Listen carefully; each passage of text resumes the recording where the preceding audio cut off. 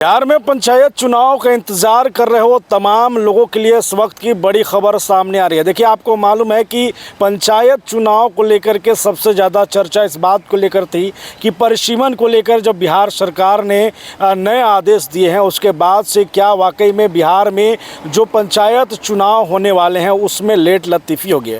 और इसमें सबसे बड़ा सवाल था कि जो पंचायती राज मंत्री हैं दीपक प्रकाश, क्या उनका जो है पद बना रहेगा। और अब जब पंचायत चुनाव की तैयारियों को लेकर चर्चा की जाएगी तो फिर उस पर उनकी क्या राय होगी। ऐसे में पंचायत मंत्री दीपक प्रकाश ने बड़ा बयान देते हुए साफ तौर पे कहा है कि बिहार में पंचायत चुनाव समय पर कराया जाए, इसके लिए हमारी पूरी तैयारी है। बल्कि उन्होंने यह भी कहा है कि अब निर्वाचन आयोग जो है उनके हाथ में है, वो किस तरीके से हमारा सहयोग ले सकते हैं। देखिए, आपको मालूम है कि पंचायत चुनाव से पहले जो सबसे ज़्यादा चर्चा का विषय बना वो खुद पंचायती राज मंत्री दीपक प्रकाश का अपना पद बना, यानी कि मंत्रिमंडल में अपनी जगह बचाना पड़ा। और ऐसे में जिस तरीके से आनन फानन में बीजेपी ने एनडीए धर्म का पालन किया और अब आनन फानन में अपने ही भाजपा एमएलसी देवेश कुमार का इस्तीफा कराया।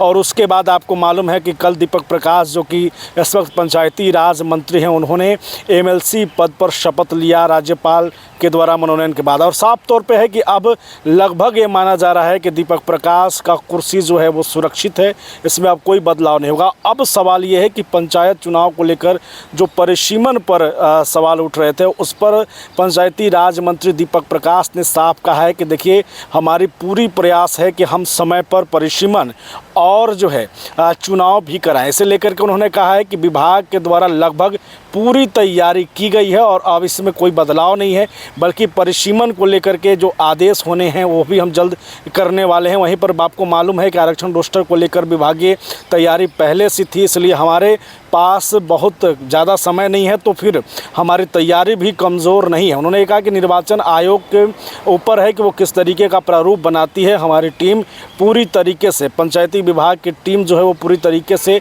सहयोग करने के लिए तैयार है। अब आपको बता दें कि जब परिसीमन होगा तो फिर परिसीमन में कई बड़े बदलाव होंगे, यानी कि बिहार में पंचायतों के आंकड़े बदल जाएंगे।